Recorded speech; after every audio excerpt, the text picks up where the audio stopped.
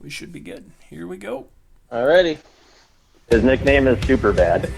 Oh, I hope we don't lose everything. I'm gonna feel like a jackass. What kind of things do they do in an establishment called Silk? Pretty sure she gets a lot of comments about how effing hot she is, so she's probably tired of them. But Well, you kind of had to suspect that that's what was going on anyway. there's no reason he shouldn't have qualified. I guess he did crash kind of twice. Throwing Yes. that at the wall and seeing if it sticks. This is the Talkin Moto podcast.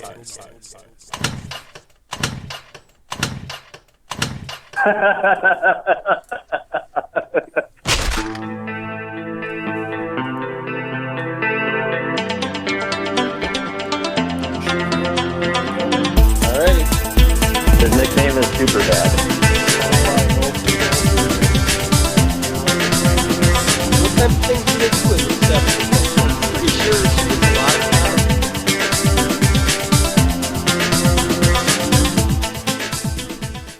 Hey, what's going on, everybody? Talkin Moto podcast, May 5th, 2014. Just me and Jeff today. Jason, he's taking the night off, or he might stop in later. We don't know yet. But me and Jeff, Vegas Supercross, it's done. It's over. Supercross, over. I think it's kind of crazy. I don't know about you, Jeff, but it kind of feels like we just started and now it's over. Yeah, it really did go by pretty quick. I got our theme for the night here queued up. Let's hear it.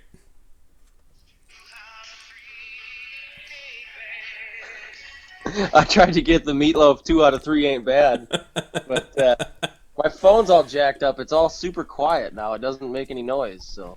That's all right. So yeah, we got to thank everyone that's helping us out. Matt down at Plainview Power Sports. Jason's got his Northland MX on Facebook, so you guys need to go on there and, if you're going riding or, you're doing something, post it up on there and you guys all kind of get together, help each other out.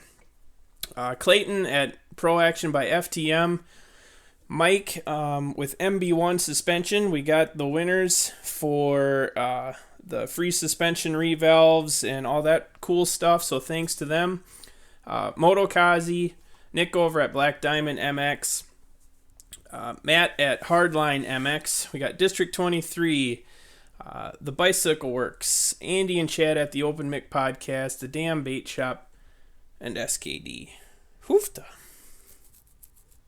That's it. That's quite the list, huh? Yeah. So yeah, what else we got cooking tonight? We got the MB1 suspension giveaways, which I just said. I think it should be cool. We got Zack Williams coming on the show again. Mike Bottolfson, he's coming on. He's a first-time guest, so both guys that ran some East Coast Supercross, so kind of cool to get their take on a few things. And then, as always, I try right away to get the podcast posted up on our website right away, but SoundCloud, Stitcher, iTunes, you can listen to it on YouTube if you want to. So we're all over the place. Whew. I'm gonna sit down. Does it sound like I'm talking out of my bathroom again? Not too bad. I don't think so. I mean, I don't hear a lot of echo. It sounds about the same. We're in a new location. Now we're in a basement. Ah. I've done it in just about every room in my house, so. I only do the podcast in one room, but. Whoa. Whoa. I'm in a room right now where I don't have a TV, so I guess I can't watch the race, but I'll try to. It's fresh in my memory because I just watched it about 2 hours ago, so. It was really hard not to fall asleep during it, to be honest with you. Well, you guys are already jamming in the chat room. Nice. What did you think of the track? Do you want to start there? Yeah, I don't know. I mean, I guess I thought it was pretty tame. It seemed like I was watching it and I was looking at a lot of the jumps and they all, like, the angles looked pretty mellow. This is why I think it's cool that Zack's coming on. it was just like the whoops and everything seemed like really dry, but yet like the corners seemed, you know, super muddy. So I was kind of interested to get his take on stuff. So Well, yeah, and I got to figure out too. We were trying to decide how they decided who runs the main events. If it's, I thought it was based on points, but I'm assuming it's based on qualifying time. for 250s. Yeah, because I don't think Zack was in, the top 20 in points. I just assumed that they brought in the top 20 in points and did the main event, but I guess that wouldn't. I mean, maybe they just qualify with lap times. That would make more sense. Yeah, and that's kind of what I want to get into maybe a little bit later. Is I don't know. I think they need to go back to how it used to be as far as like the East-West shootout, and have that be like the big thing, and not have the title still up for grabs in Vegas. Yeah. I think it kind of I think it takes away from the Well, shootout. it does, and I mean, the East-West shootout to me is kind of pointless because it's 10 laps. No one's going to go crazy out there and get hurt. I mean, you're 3 weeks or whatever before the start of another season, and I don't know if there's any money on the line to speak of. So, Right. Yeah, that's maybe the other thing too. Is maybe they could, since it's Vegas, since it's the last one, throw a little extra, especially for the lights guys for winning, or maybe they already do. Throw a truck into it or something. Something that makes it worthwhile, and the guys will push to win. Because I don't think there's anything up except for the whatever Davy Coombs Senior Trophy. So, or Dave Coombs Senior, I guess. He wasn't Davy. Yeah, I know we were out there. Man, it's been quite a few years ago now, but we went out there, and yeah, I mean, obviously you're in Vegas, the desert. So I mean, it was super muddy for practice. So I mean, I don't know if it wasn't maybe too bad during the day, and then maybe they soaked it for the night show. I don't know, but kind of hopefully when we get Zack on here, he'll answer our dying questions. Did you get a chance to see the new schedule for next year? For Supercross? Yeah. Yep. No. Not cool. What do you mean? So, I thought they were getting rid of one of the Anaheims. So there's 3 Anaheims, there's 2 Atlantas. So there's, I think, if I'm counting right, there's 6 rounds that are in California next year. Really? So there's no Seattle. There's no Toronto. But I think everything else I'm kind of okay with the no Toronto thing because it just, I don't know, it doesn't make, to me, it doesn't make it a world championship anymore or less. Just let the FIM have their little, additional rule book and call it a world championship or whatever. But yeah, otherwise everything else is pretty much. So, what else is new then? Is there a new? I'm assuming New Jersey's back. Yeah, yep, everything. It's pretty much kind of the same. So it's Anaheim, Phoenix, Anaheim again, Oakland, Anaheim, San Diego, Arlington, and then the Atlantas are back to back. Oh, okay, yeah, that's right. They're doing 2 Atlantas. Okay. Yep, and then Daytona, Detroit. So back-to-back weekends? Yep. See, I'd like to see them do some double headers like Friday, Saturday. That's cool to me. So yeah, 2 Atlantas, Daytona, Detroit, St. Louis, Houston, and is it Santa Clara or something, whatever, California, and then New Jersey again, and then back to Vegas, which I don't know. I was kind of thinking like with the Jersey round, like that's cool, but man, that's a pain. So the guys got to go California to New York or New Jersey, and then go back to Vegas, And they really, I don't think they can move it from Vegas or from New Jersey because you can't go. I don't think you'd want to go any earlier, Yeah. Well, they were. The weather was kind of sketchy this year. Leading up to it, it could have rained, and I think it did end up raining a little bit, didn't it? Yeah, I think it did And get a little rain. and it Yeah, wasn't exactly warm, I'm sure. right, and that's what I'm saying. I don't know. I think it wasn't horrible, but yeah, Mike would know. He was well. Both of those guys were out there, so Yeah. um, yeah, I don't know. I think they got kind of lucky, and I wouldn't be surprised next year if it's shit. It could probably snow next year, Yeah. But so that's it. When's Jason gonna finish that the new Metrodome? You think that's ever gonna come back up there? What? Oh, the new. Yeah. I don't know. You think that they would? I don't know. I guess it depends. Depends on how they view it. A lot of places don't want it in a brand new stadium, but look at Arlington. I mean, brand new stadium, $1 billion stadium, and they brought it in right away.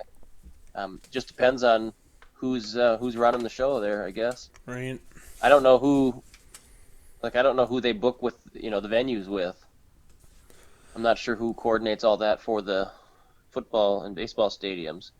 So. Um. Well, wasn't there some talk? There was some questions, I think, when they were trying to put a race in the Northeast, and there was some people saying that, like, oh, this stadium, it's sacred or whatever, sacred ground. You can't have a race there because it's like a, super special baseball, blah, blah, blah. Who cares? It's an Indian burial So, ground. yeah, it's just one of them things where some people think that, it's too special a place to do anything but have baseball in it or whatever. Which is BS. The people that are sitting there paying the electrical bill on the place, I'm sure, want to get paid while, it's the off season. So. Oh shoot. Well, what? I had to actually look this up today. I was making a few notes, and I had to look to see who actually won the East-West shootout. Is that sad? Yeah. Well. Here's the deal. We were in a hotel room. Of course, we rode all day Saturday, but we started watching it, and I fell asleep somewhere right after the second 450 heat, and then woke up in like the middle of the 250 East race, and then fell asleep during it again, and never even saw the shootout. So, but yeah, Bogle had a pretty nice little get off. Yeah. But yeah, it was like Hill ended up winning, Wilson second, Anderson, Webb, and then Martin. But I don't know. I thought it was pretty cool, like how many Minnesota. I mean, we've been talking about it kind of half the year with the East, like the Minnesota connections, but like. Obviously, Martin, Jeremy winning, Alex, Zack was in there. Yeah, it was pretty stacked. I know Audette and Oldenburg did pretty well. Yeah. I think they finished like 6th and 7th. Yep. So, I know it was pretty cool. So you got to watch the main event then? Yeah, I watched it here this afternoon when I got home from work. It was too nice to work today, so I snuck out early and. I was in the cities and I was watching it with my brother and I don't know if this has happened before or not, but I'm like, man, hopefully Jeremy can hold it together, and I'm thinking something's gonna happen, and then he's gonna crash, right? And I'm like, please don't crash, right? So then like he takes the white flag and all I see is Alex in front of him. And I'm like, oh no, his brother's going to do something and they're going to take each other out and that's how it's going to end. But I thought it was pretty cool when he looked over and kind of gave him like the fist pump when he went by. I thought that was pretty cool. So it's amazing that he would be paying enough attention or have the wherewithal to know that who's leading. I suppose it probably helps that thing over the finish line usually shows the leader, but right, just to know that in the heat of the race he knew that it was his brother coming up on him, and he knew he was leading, so he gave him the old fist pump. That's kind of cool. I think we kind of already touched on this a little bit, but with East-West shootout going back, blah, blah, blah. Yeah, we talked about that. Do you think they'll ever switch it back? No, probably not. I don't know. I don't think so either. I was really confused by the whole thing too. I didn't really like the way they did it, but I don't think that there's any. I don't know. Not enough people probably care to make a change. So. I didn't see what happened to Powers either. He ran Reed's bike too. And he got 10th or something. He was top 10, I believe. Was he? I thought he. Who am I thinking of that didn't even finish? Was it Weimer? I thought there was like 3 of them that did not finish. I was super annoyed by Weimer instantly as soon as he pulled the lead and then just gets passed immediately by Villapoto. It happens to them all, but obviously with him being his teammate, it's like you know that he's not even going to put up any kind of fight at all. But I think that was my only pick for my fantasy. I didn't even make picks. I'm an idiot. Well, let's kind of hop off the Supercross. How'd the weekend go? Pretty good. We went to Tigerton, which is quite a ways away, really, from Farmington. It was, if you drove straight through, it'd be 3.5 hours. Took us 4 hours, but we stopped and ate and whatever. But it was pretty good, I guess. We got there Friday night. Mike Little hooked us up big time. He got us a hotel room and or reserved it for us, and so we stayed there. They gave us a nice discount, which was cool because we were there for the race. Cool. So yeah, we went there, and Saturday we went and had. To be honest, I mean we're pretty lucky here in Minnesota with our promoters. They do a hell of a good job, and these guys, it was kind of a, I don't know, a little more rinky-dink than I would have liked for a qualifier like that, but the track was in phenomenal condition. I mean, considering all the rain we had for the week, you would have never guessed it by being there because I don't know if the track just drains that well or what, but I mean, it was dusty on Friday during practice. That's what people were telling us. And then Saturday, they had to put water down, of course, and they ran probably 20 motos on Saturday. They threw a support class in just for the guys. They had a plus 25 and a plus 35. Just for the guys that weren't racing on Saturday, weren't qualifying, but wanted to get some riding time in. So me and Jason signed up for that plus 25 class, raced that Saturday afternoon, and that was good. It was all A, B, and C, so there was, I don't know how many there was of us, I guess, but 7 maybe. But I think I got 3rd. I don't know what Jason got 5th. I think he got. But that was a good time. I mean, the track there is it's a good track. It's short though. I mean, I would guess. We were watching one of the GoPros, and I think the entire race was like 8 minutes 21 seconds. And yeah, Joel, it's in Wisconsin. So I don't know. I guess it was a good time. Saturday was just for fun. I know one of Jason's. I would say one of his weak spots in riding is learning new tracks and getting comfortable on them.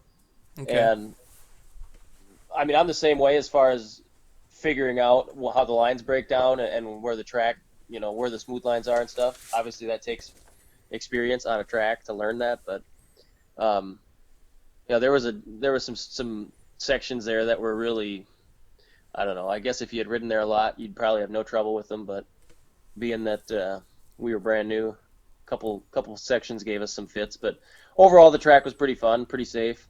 There was one massive jump that must have been a 100-foot step up. We paced it off, so it was right about 100 feet to the top of it. It was intimidating, but it was fun once you got the hang of it. Pretty safe though. I mean, you could come up short on it. I came up short once on it, and it wasn't too bad. So, but nice. Then Sunday we had, Saturday the track got pretty rough Saturday, and it was dry. Like I said, I mean, the wind was whipping, and it wasn't very warm on Saturday, but the track dried out a lot and got a lot of like square edge holes and stuff in it. Um, and then Sunday we were like the 14th race, I want to say, or 15th race. So the track was pretty beat when we got out there, but they did a good job maintaining it throughout the day. They threw water down probably 4 or 5 times. They brought the water trucks out, and then they dug it in between the motos. But Jason qualified through. There was 11 of us in the class, and he qualified through. And I had a terrible race on Sunday. I hit the deck twice in the first moto, and the second moto I won, but my 7-1 wasn't good enough for first or second, so I had to take third. But So then you're good then too, or no? I didn't put the money up because I can't go to the regional in this area, so I was just there for fun and to help Jason get through. And I didn't really do him any favors on the track by beating him, but it didn't matter because they take the people that qualify or are qualifying, and that's how you're scored. So Right. So he could have got seventh or whatever, but if he was the only guy that filled it out, he technically would have gotten scored first then. yeah, I don't know how. I'm not sure if the positions matter. I don't know if that plays any role in the regional, but the other guy we were with, John Mateka, Squirrely Majetsky, aka, he had a really good first moto in the college boy. He was running 10th for most of it, and there was some fast dudes in it, like really fast guys, and he was riding really well, and I think he ended up finishing 11th in that one. And then second moto, he ended up dabbing his foot and twisted his ankle and ran his foot over, and so he kind of jacked up his right foot.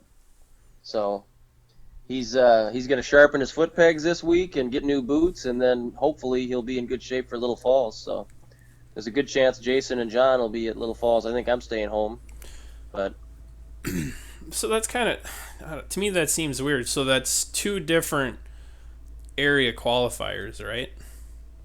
Yep. But for the same region, they're all in the North Central region. So Okay. so everyone from Little Falls and from Tigerton will go to Mount Carroll in 6 weeks and battle it out. So Nice. and like I was telling Jason, we gotta. That's one of our. We're just spoiled. We ride 3 tracks. Kellogg, Meadow Valley, and the Sandbox. And Sandbox, it's the same thing every time. Weather never plays a role in it whatsoever because it's indoors. And Meadow Valley's almost always perfect. Roger does a really good job there, so it's not a rough, gnarly, racetrack. And Kellogg, same thing. There's never enough people there to beat Kellogg down to what a big race would be like. So the tracks never break down, and we just don't have the experience on that kind of stuff. Right. So, and Tigerton's a little different soil than what we're used to. There's 2 big sand sections. The rest of the track it's pretty hard packed. I mean, there's one section like on the top of the hill that's more like black dirt almost, and it ruts up really deep. And then there's one like it must be a 1/4 mile long rhythm section that is all kind of sandy but with a hard base under it. So tire selection, I don't know. Tires didn't really make much difference, I don't think. I saw a guy out there with literally like a Pirelli Scorpion sand tire, and it's like basically a paddle tire, So he was setting his bike up for like 2 straightaways. That's the only place that his bike would do any good, I think. But I'm sure, I don't think you'd even notice it because the dirt's so different. It's like, I don't know that tires made all the difference or not. But it was pretty fun, it was a good experience. And like I said, we're kind of spoiled with the promoters over here. They fly through the orders here, and you're not sitting around. We didn't get out of there till like 6 o'clock Sunday, so we had a long drive home. I think I pulled into I got finished unloading at 11 o'clock. Oh. So Yeah, I was really torn on Sunday morning because, like I said, I was up your guys' way, and then I got up and I'm like, oh man, it was like if I didn't have to do that project I'm working on now, I was either gonna stop down at Millville quick and just say hi to everybody, or I thought about zipping over and then stopping by you guys because it's all kind of sort of on the way home. Yeah. But it's like I'm like, man, I gotta I gotta book at home. So Yeah. I was surprised. I don't know if anyone in the chat room was down at Spring Creek this weekend, but that, or maybe I was just up too early, or maybe a lot of people, went for Saturday practice. I don't know, but I thought I would see more bikes on, like on the highway coming up 52 when I was heading south, but I didn't see anybody. So Yeah, I kind of wonder what the turnout was there. I mean, I don't know if there was another competing race with Spring Creek. I don't know I don't have the schedule in front of me. I don't go to them typically just because I don't know why I don't like Millville, but I just don't like the track. I don't. I shouldn't say that, but I just don't. I guess I don't know. Too gnarly for me. I guess I'm a wuss. Yeah, I don't know. It's the only thing that I guess I didn't like is just because it's usually always busy, Yeah. So, and it's like, I don't like riding around when you have to hop in line, and it's like you got someone in front of you and there's 10 people right behind you, so. Yeah. But, Well, I mean, my complaints with the track, I love I love everything about it except for I just wish that they would tone down some of the jumps a little bit and round them off a little bit and not make them so steep. And there are some sections that I think are pretty narrow. Some of the jumps are pretty narrow, but I mean, it's not like I can jump everything there, no problem. I can ride it. It's just like I said, it's become to me like an outdoor supercross, and I just like to see them tone down the jumps a little bit so you can actually race other riders really hard, and not worry so much about riding the track perfectly. Like some of the landings are pretty steep, some of the jump faces are really steep. So you're spending a lot of time in the air, and I don't know. Just seems like it's a very tight margin for error at that place. Come up short on a landing, and you can bounce 10 feet down the landing, because it's so steep.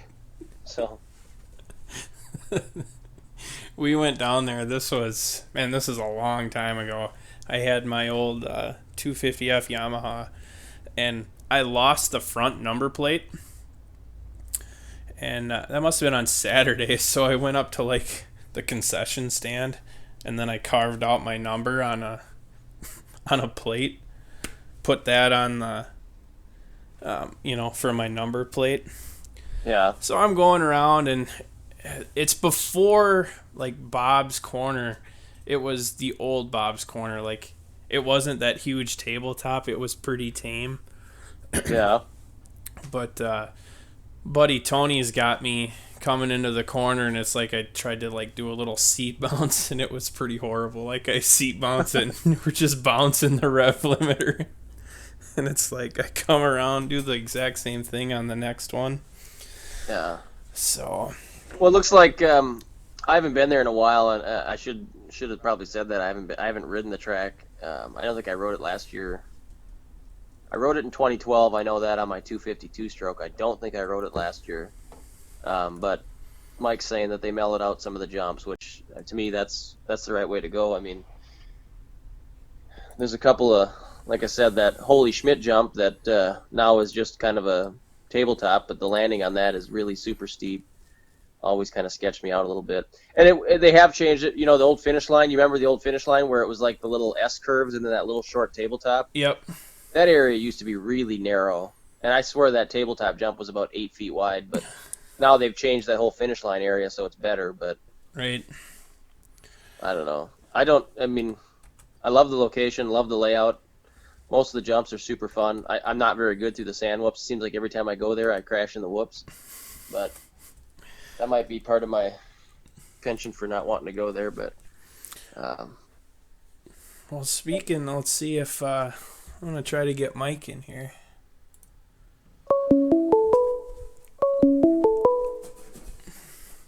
Do you have a long list of questions for Mike? I'm sure I'll come up with some. He's I like to fly by the seat of my pants. oh gosh. You ready for me? You're on, buddy. How's it going? It's another day in paradise, man. Nice. Nice. Yeah. Oh heck. Well, hopefully this won't be too painful for you. We're a little unorganized like normal, but that's how we're doing it tonight. That's all right. We're just going with the flow. Yeah, we're a man down.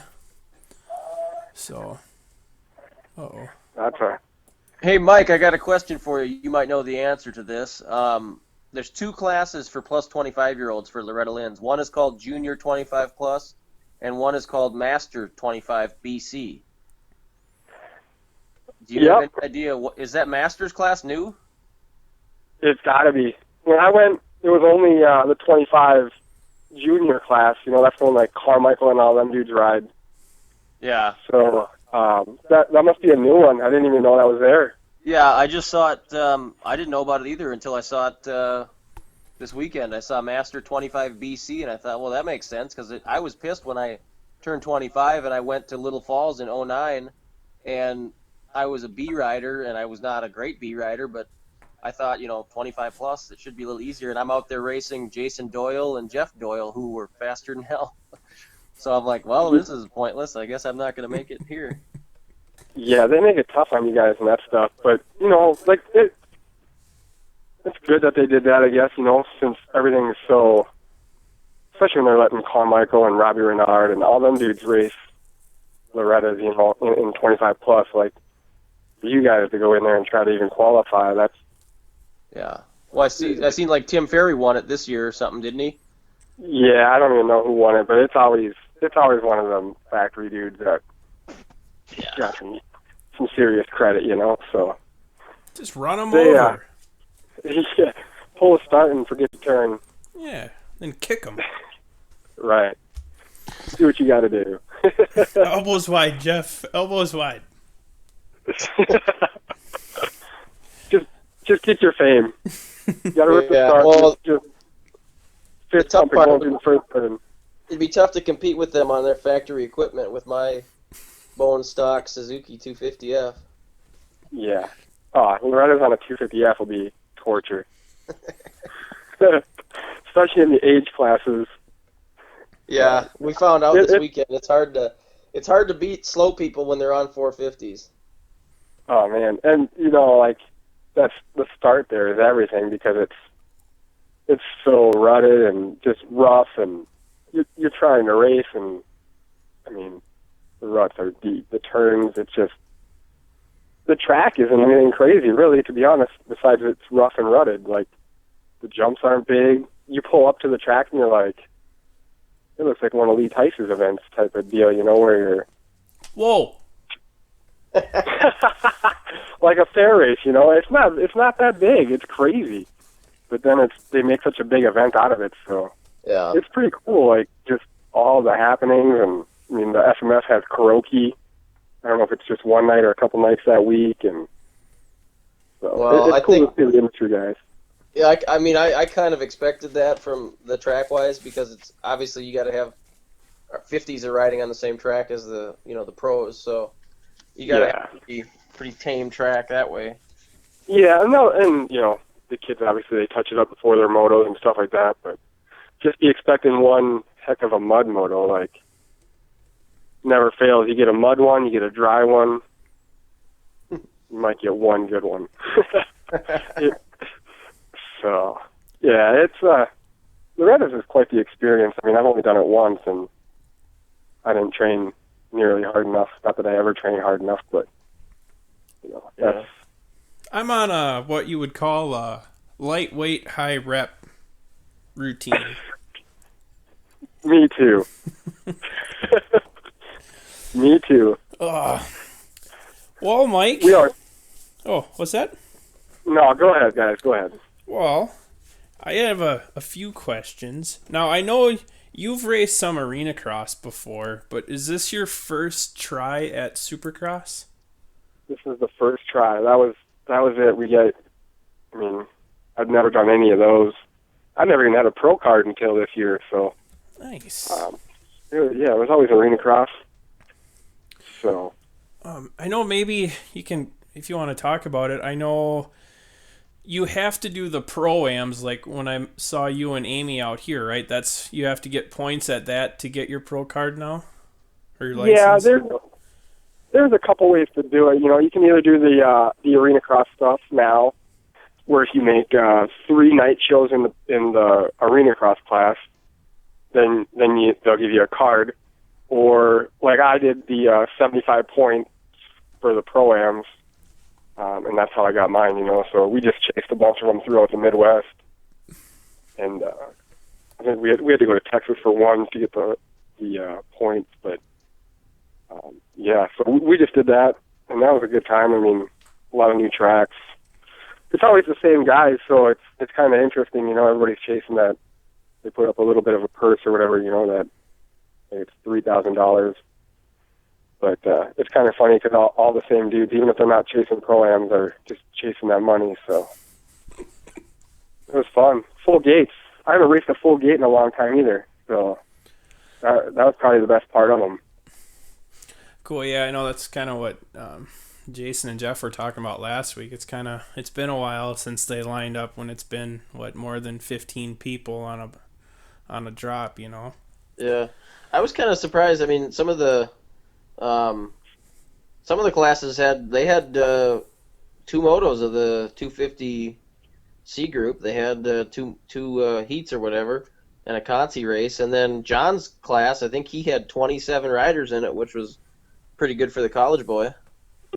Yeah, I mean, it's not very often you see those kind of numbers, especially at the local. I mean, like the pro-ams are sweet because, I mean, we were getting like 35 to 42 guys. We went to that first one at Sunset Ridge in the spring, and I think there was 66 or something like that. We actually had 2 heats. So that was always, that's gnarly. So. I don't want to bring this up, Mike, but I'm going to anyway. Is that when you went from a nice, shiny, brand new motorcycle to just, she got pretty banged up, didn't it? Oh my gosh, yeah. That was a really tough weekend. Yeah, I had a brand new bike, maybe 4 or 5 hours on that thing tops. I mean, we picked it up on the way to Monster Mountain in March. We rode it that weekend. And I think I only rode it the practice day before that race, maybe one other weekend. And I mean, like, I ripped a 3rd place start. I just hit an edge on a roller and just flipped over the bars. And unfortunately, there was 30 guys behind me. And I think it peeled both shrouds, both radiators, broke the airbox, subframe, exhaust. It was ugly. Mm.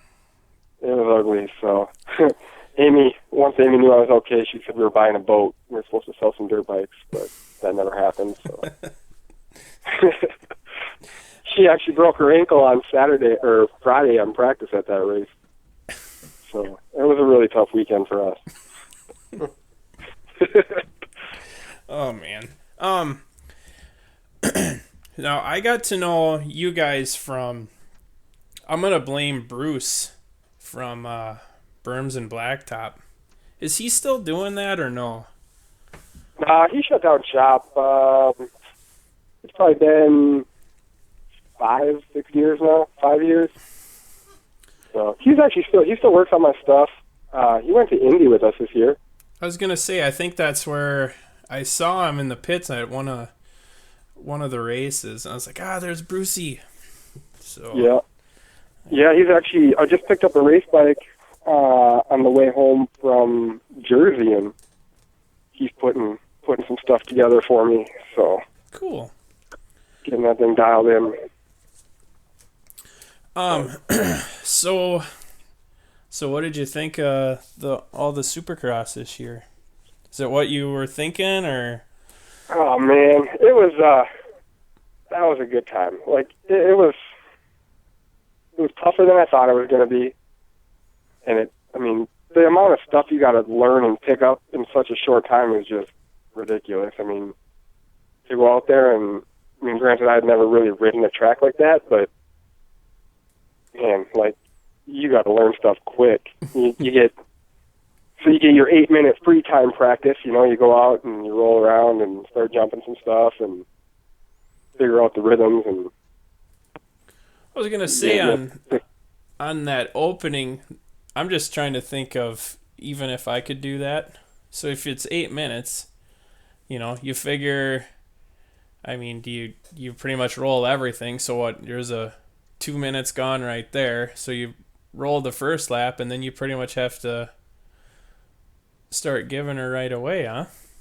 Yeah, you're going for it right off the get-go. You know, there's no waiting. I mean, even in the time practice, it turns into a race. I mean, really, like, it's get after it and go, and it's quite the experience. I mean, really, like, you learn who to trust on the track. And for me, I just started following dudes. You know, like, I'd figure out who was going good, and I would just jump in behind them and try to learn as much as I could. Right. Like Zack at St. Louis, I don't know if he was doing it intentionally or not, but he'd kind of wait, or, you know, I'd catch up to him, and after he did his laps, and all of a sudden he would take off in front of me, so I'm like, heck yeah, I'm going to just chase him to see, because he was like one of the fastest in our practices there. He was the fastest in the C group there, so it's just trying to learn that stuff it's gnarly. Those jumps are way bigger than they look on TV, so. Yeah, I know. I was out I got to go to Seattle this year, and yeah, it was killing me because, like, I'm standing in line to get in, and it's like I can hear the bikes going for practice, but they won't let us in the damn gates. So, like, soon as it goes, or they open the gates, I'm running in, and I'm, like, standing right by the triple. And, yeah, it's definitely a lot. I don't know if distance-wise seems any different, but, like, how steep everything is what I noticed. Yeah, everything's a wall. Everything is, you know, like, the triples at, like, Detroit and St. Louis weren't really that bad. They were pretty mellow, I mean, per se. The ones at Dallas the one was real big. And I don't think I even jumped that one at Dallas because I couldn't get, you know, that C group practice is tough to even do just because you got I don't know if you guys know how it works. You know, you got the A group, which is the factory dudes. Yep. Then you got the B group, is the guys who are 22 through 40 who are making the night show. And then you got the guys who aren't making the night show, which is the C group. And so, you know, you got those guys and there's guys that aren't hardly even jumping and double in the rhythm sections and stuff, you know, and then so you're trying to put laps together and they're going every which direction. It gets a little squirrely, so, yeah, I didn't even get to do the one triple at Dallas for that reason. So that one was big, and then the one in Jersey the other week, that thing was crazy. That thing was huge. We did track walk, and Amy looks at me and goes, "Does your bike even have enough power to get over that thing?" So, it was that stuff's pretty big. So, so how man, I know Amy sent me a message. You guys were looking maybe for an extra person to go with. Man, I wish I could have made it. I think that would have been a blast. Yeah, it was. You would have loved it. I mean, besides the car ride, I mean, the car a little much, but yeah, it was. What was it? 12 hours? It was 20 from our house. Oh. Yeah, it was long, and we took the kids with us.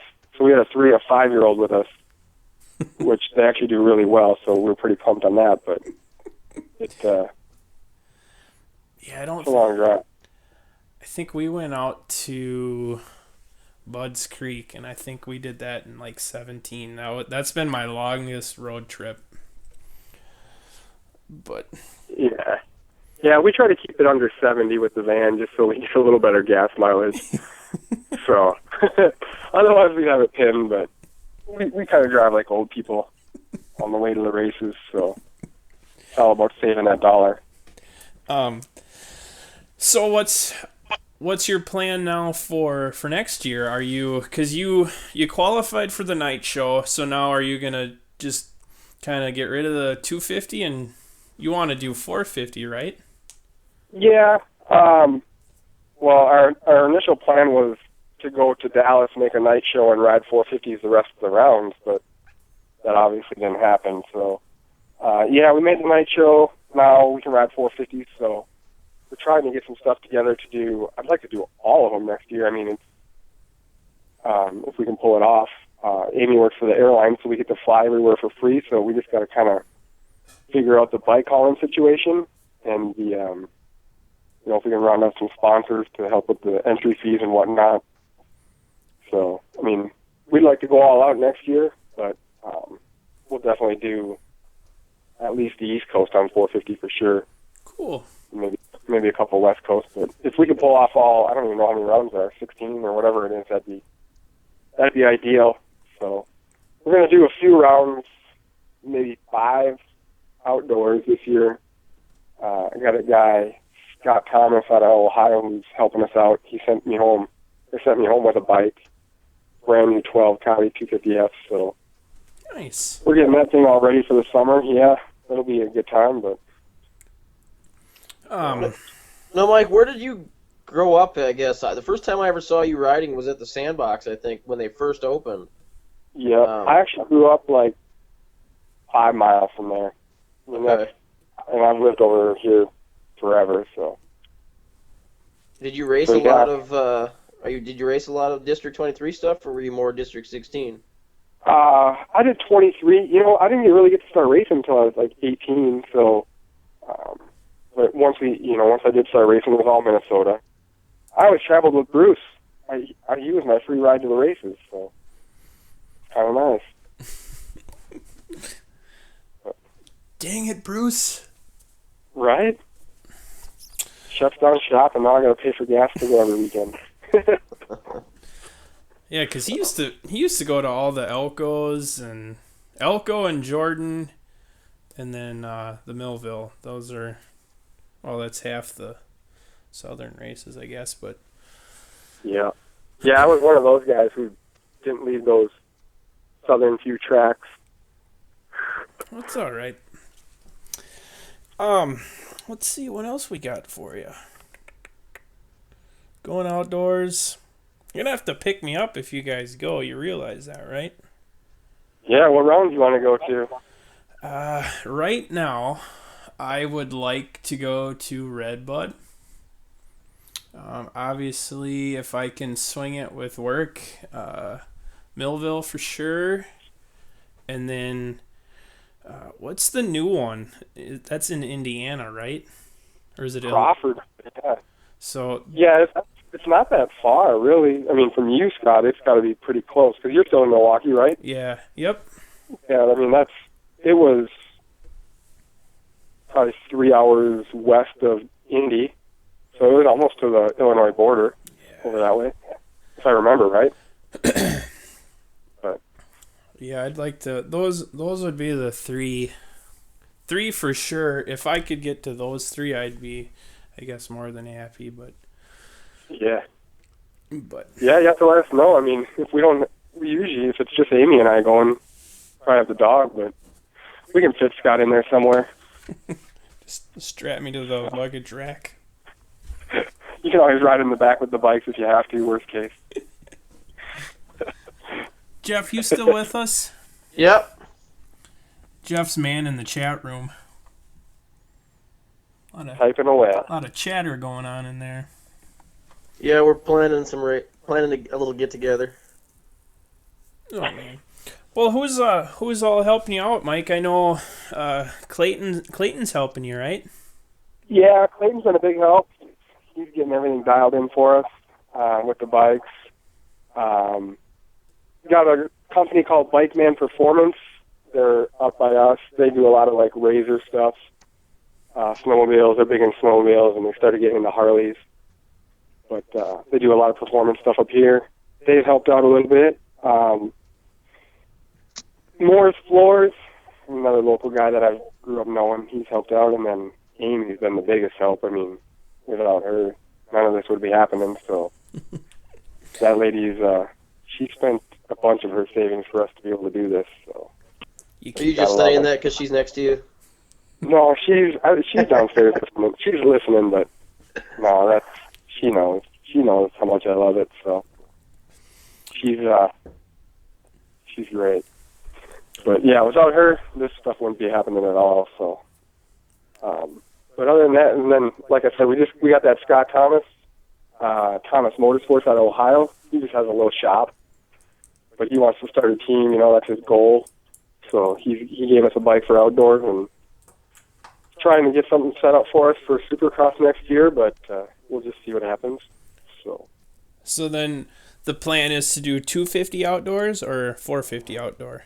No, we'll be 250 outdoors unless he gets us a 450 before that. But I mean, he sent me home with a 250, and we're doing some motor work to it, get the head and stuff all done up, and Clayton will get the suspension done. And I don't know if you know this, but a Talkin Moto fender arch sticker is like 5 horsepower. really, It's no joke. geez, you might have to get one of those. I know. I used it to pull some hole shots this weekend like a boss against 450s. So Well, hell, we might have to try that thing out. You know, it's pretty much a guarantee. I just don't want it to be too fast where they peel off, you know. They're super sticky. only the best adhesive. It's not Scott's special sticky stuff, is it? Whoa. I did ask him what the ingredients were. Oh, shoot. Well, cool, man. Well, what else you got? What else is cooking?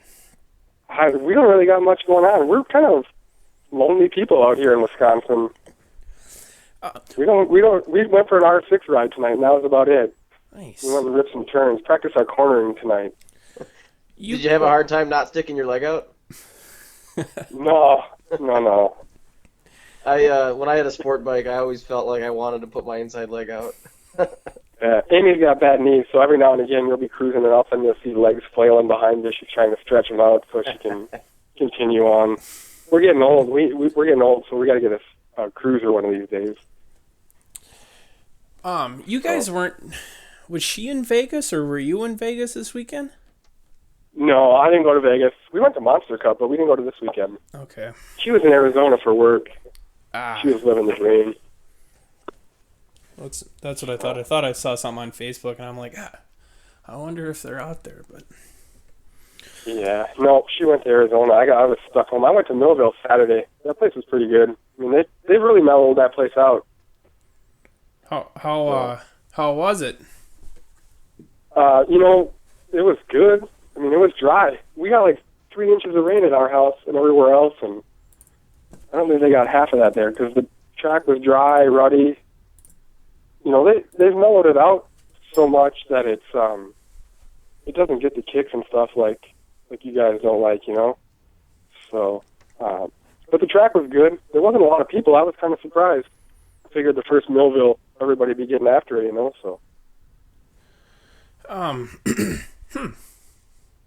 yeah, it was kind of weird. Yeah, I figured they'd kind of do the same thing. I figured it would be it'd be pretty busy. well, just a few regulars, but nothing. I mean, they still had all the individual practice groups and all that, you know, but it wasn't crowded, so it was actually fun. Cool. What's going on, Jason?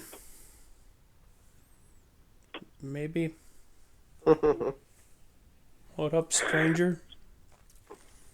Well, he's in here, but yeah, that's kind of what we were talking about earlier. It's like it's never fun when it's super packed, you know, and it's just like a train at any place. I'm not saying anything bad about that. It's just sometimes a pretty popular place. Yeah. Amy and I try to avoid that stuff. We'll go to Meadow Valley or find ride days somewhere. We kind of got away from the local racing. Try to get our money's worth on our days of riding. So. Well, I was gonna wait and see if Jason had any questions. We're gonna bring Zack in here in a little bit. Dave's saying there was only about 120 for practice at Spring Creek on Saturday. That's shocking. Yeah, there really wasn't that many people. It was nice. What else was going on last weekend? Was it Cambridge or something? What was it, Staples? Oh, was it a Staples? Okay. I don't know that there was that many people up there, really, Yeah. I don't know. I think everybody thought it was going to be muddy. I mean, Farmington, how much rain did you guys get down there? Oh, it rained all week. They got like 7 inches, or no, maybe not 7 inches, but it was like probably during the week. I mean, it was, I don't know, it rained good. I seen Jackson said it was fine. The track was pretty good. Yeah. I mean, the pits were even dry. Like, I expected to go down there and be trudging around in the mud with the dog and have him get in the van all dirty, and shoot, it was dry. I mean, the bikes hardly even got dirty, so it was pretty crazy. I think everybody stayed home just because they thought it was going to be muddy, So, but. Sweet. Well, all right, Mike. Well, we'll let you. Hopefully, you guys will continue to listen. Heck yeah. So, we're trying. All you can do is try, Scott. That's what I've been doing for the last how many years, and it finally happened. So, I mean, keep trying. Cool, man. Well, obviously we'll keep in touch, and if you guys are going out this way and you got room, or we want to plan something out, I'd definitely like to tag along on a couple if you got room. So. Yeah, you just have to let us know. I mean, like I said, once we get some stuff set in stone for the summer, we'll let you know, and we're always looking for someone to come along. So. Nice. Cool, buddy. Yeah. Well, heck, you helped keep the bike going at Asheville on that weekend. We lost the counter shaft sprocket from my doing moves, so nothing beats that stuff. Oh man, Jeff, you want to hear this story? Maybe. So I show up to Astalon. I'm gonna watch Mike ride. I get there, and I think you're pushing, or you already had the bike back, but like. You'd lost the counter shaft bolt, the washer. Was it the spring? Did that pop off too? Well, I forgot to flip the little washer, the lock washer. I forgot to knock it over the nut, so the nut spun off, and everything came off. So and I just bought the counter shaft sprocket that morning because I shredded sprockets on Friday, I think it was there, and so. Me, being in a hurry, I'm a kind of a space cadet anyways, but forget to bend the washer over the nut, and like the biggest tabletop there, I lose the nut at the bottom of the face, and luckily it didn't fall off before, but yeah, so we lost the counter shaft sprocket in practice, and I kind of just threw my hands up and said we're done for the day, and Amy goes on a hunt and finds half the stuff, and yeah, and then it was like a little bit of a dash because your gate drop was pretty early. So yeah. I think you were getting ready, and me and Amy are putting the chain back on, and you ran over, and that guy tightened it down and got you out there. So. Yeah. Yeah. So. Cool. All right, Mike. Well, good luck this summer. Hopefully, you get some stuff figured out, and we'll see you at the races. Heck yeah, man. Thanks, guys. Cool. Appreciate it. All right. Thanks, Mike. See ya. All right, guys. Take care. Later. Yeah. Jason. What?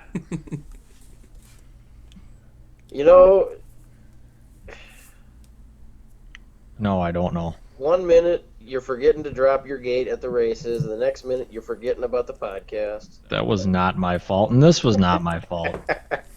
I forgot to tell you guys in the first moto, Jason's gate didn't drop. So, like, he did. Jason's individual gate didn't drop? Yep. Like, the other 39 gates dropped, and mine did not. And I have the GoPro footage to prove that.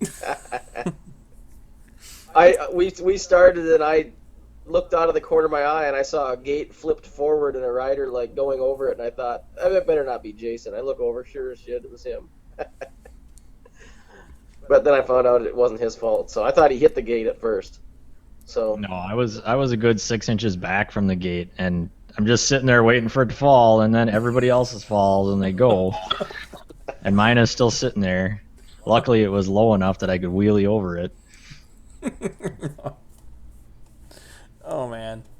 And that was on Saturday or on Sunday? No, that was on Sunday. That was the counted. As if I wasn't fired up enough, and shaking. I was so nervous and everything, and then friggin' gate doesn't drop. Well, see what they do to you, Scotty. They don't tell you how many people are qualifying, so you go to the line not knowing who you got to beat and who you don't got to beat. So you're kind of sitting there going, all right, it's go time. I got to, I don't know who I got to beat, who I don't got to beat, but you just got to figure you got to beat everyone that you can. Yeah, and it probably sounds kind of stupid, but honestly, that's the most nervous I've ever been before a race. I don't know if I was showing it or not, but I was shaking. Well, you seem pretty calm, I guess. I didn't notice it, but I'm sure it was a good feeling after the first moto, knowing how it ended, even though you had a crappy gate. Yeah. Well, shoot. But Just one more story to tell. That's all it ended up being. So. But you got it done. Yeah. Step one Yeah. done. Got it done. So. Lots of work to do, but got it done. Not necessarily proud of how I got it done, but got it done. Nice. Doesn't matter. No one looks at that. It's on to the next thing now. Well, speaking of the next thing, do we want to get Zack in here? You gotta hit up that commercial? Or I'll just go to the bathroom. I ain't gonna lie, I got to pee too. But, let's see here. All right, let's hit up the commercial. Now I got to run upstairs, so hopefully I can get up and get back down. But yeah, let's hit up the commercial, and then we got Zach Williams coming in, and He's coming off a 14th place finish in Vegas, right? that's right. Nice. So, all right, let's hit up the His commercial. nickname.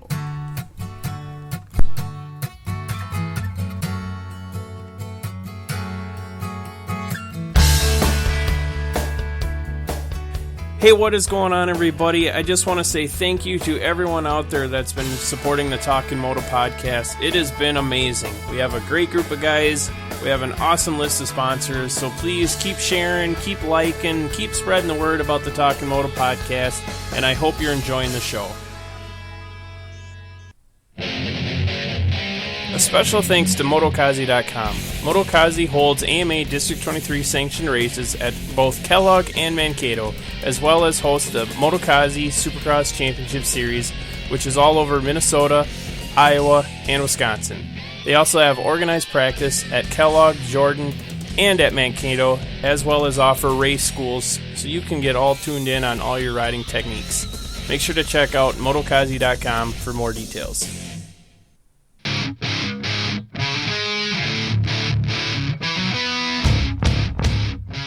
We would like to thank Mike from MB1 Suspension. Based out of Corona, California, they offer suspension, engine, and coating services. Please give them a call today at 951-371-5045 or check them out online at mb1suspension.com and make sure to tell them that you heard about them from us on the Talkin Moto podcast.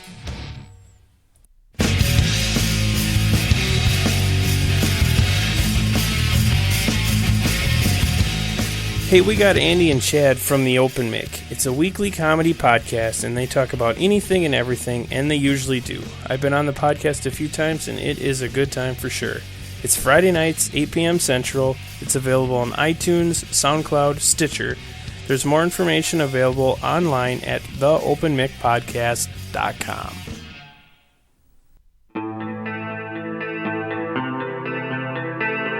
Pro Action by FTM is one of our many great sponsors. FTM offers support to you, the rider, trackside, so when you need it the most, FTM is there for you.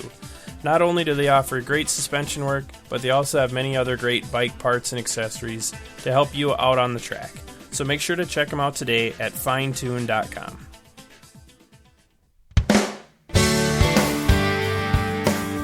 The Talkin Moto podcast is proud to announce that they've teamed up with Plainview Powersports. Plainview Powersports is your Kawasaki motorcycle, ATV, and side-by-side headquarters.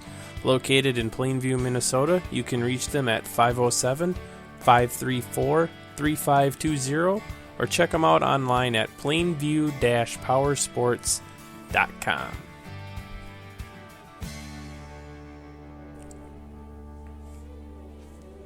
All right, thanks everyone for listening to us on the Talkin Moto podcast. We really appreciate it. If you can, go on to our website, talkinmoto.com. Support those that are supporting us. Everyone's link is up on the website. We're on Stitcher, we're on iTunes, we're on SoundCloud. Everything gets posted up on YouTube. So please give us a like, share, subscribe, and I hope you're enjoying the show. So let's get back to it. Yo! What up? I hear children. I'm here. Yeah, there was a small child that was giggling at you. Whoa. Oh. All right. Let's see if Zack will answer.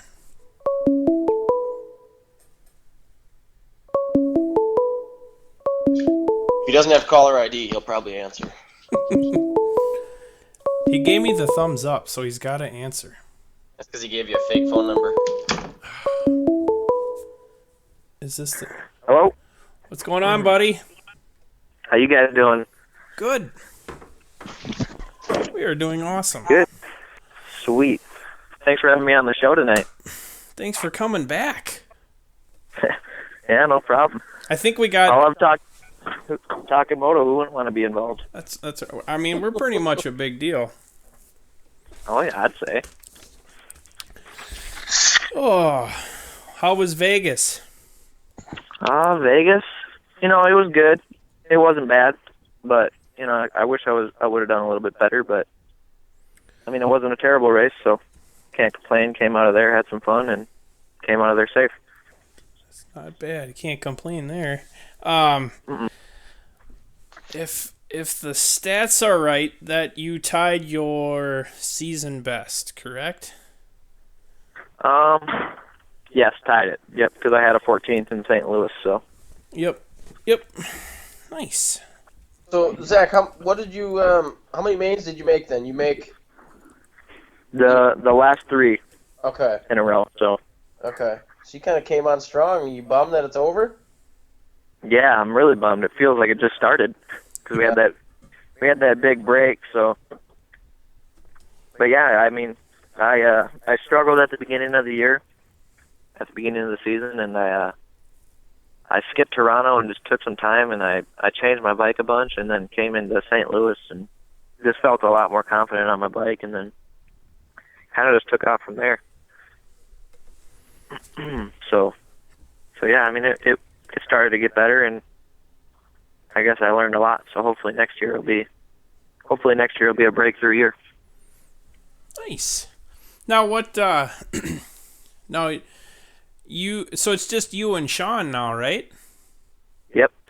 Yeah, me and Sean are out here in California and just getting the bikes ready for outdoors. Then we only got like 3-week break, so it's crunch time. Nice. So where are you staying at out there? Are you back at? Is it the Grindstone? Yep. We're out here at Grindstone. We after Vegas, we just packed up and came here. So only about a 4-hour drive from Vegas. And it works out great here. We got a shop and a place to stay, and it's perfect for the short time that we need to be here and get things done. Nice. Hey, Zach, I got a quick question. How do they do the qualifying in Vegas? Is it just lap times then for the Yep. Nitro? Yeah, it's the same qualifying schedule as most weekends, and then you just got to be in the top 22. Okay. And that then just goes straight to the main, so they don't have any heat races. Top 22 versus normally it would just be top 40, right? Yep. So the top 40 and then do the heat races, but instead, just top 22 straight to the main. Is that easier for you, or is that do you like the additional track time of having heat races and stuff, or is it? Yeah, I mean, I like to do the heat races, but I mean, if you can just be top 22 and skip the heat race and go straight to the main, I mean, that's ideal. So it made it a little bit easier, but more racing's better. So I didn't even see, what did you end up getting out of times? I ended up 16th overall in the time practices. Nice. I started off a little bit slow at the beginning of the day, and then the last practice session was actually, the track was a little bit slower, but I ended up getting 13th in that practice session. But once they added all the times together, I was sitting 16th, so it wasn't bad. What was the track pretty wet during practice, or did they add quite a bit of water after practice to the night show? It was, they laid it on right before we went out. So the first untimed practice was just pretty much a mutter. But then after that, for our 2 time sessions, we actually got pretty lucky because they watered it before, so the overflow time practice and the West Coast practice were a little bit muddier, so they dried it up nice and good for us East Coast guys. Yeah, that's what we were out there, and man, this has been quite a few years ago, and yeah, I just remember it was pretty slimy and slippery for those guys in practice, but but it was pretty hot out there too, wasn't it? Like 95 or something. Yeah, somebody was saying it actually got in the hundreds during the day. So, yeah, I mean, I like that better though than the cold. That's what I don't like about Supercross in the winter is you're at all these stadiums just freezing in the pits. So that was a lot better that it was warm out. I'm with you on that one, man. My body don't work when it's cold, so. Yeah, me either. Let's see here. All right. Zach, I need you gotta pick a number for me. You ready? 1 through what? Well, it's going to be 1 through 8, and you can't pick Okay. 2 or 5. All right. No pressure. 7. Nice. Did I win? You did not win. Oh, dang. All right, let me get to my questions. So is it just going to be you then all summer long? Yep, that's the plan. Nice. Yeah, it'll work out pretty good. Super thankful for what I have going this summer. So I'll have 2 race bikes because a whole season on one bike and motor is, it's doable, but the bikes just get slower and more trashed, and so we're gonna do it right and have 2 bikes, and so I'll have a fresh motor most of the season. So I'll just be swapping bikes back and forth. So it should be a really good summer. Cool. You guys got That's got to be tough for outdoors if you didn't have 2 bikes, I would imagine, right? I mean, Supercross, Yeah. doable, but Yeah, Supercross, you don't put much time on the bikes, but, 2 outdoor nationals and your bike looks like it's been ridden for a year. It's pretty crazy, but... Oh, man. So, yeah, I'm looking for some good results this summer, so we're definitely doing it right with the bikes and motors, so now it's up to me to perform. Are you going to be flying to the races then all summer, or what's your plan there? Yeah, my plan, as of now, we're going to stay out here in California for the first 3.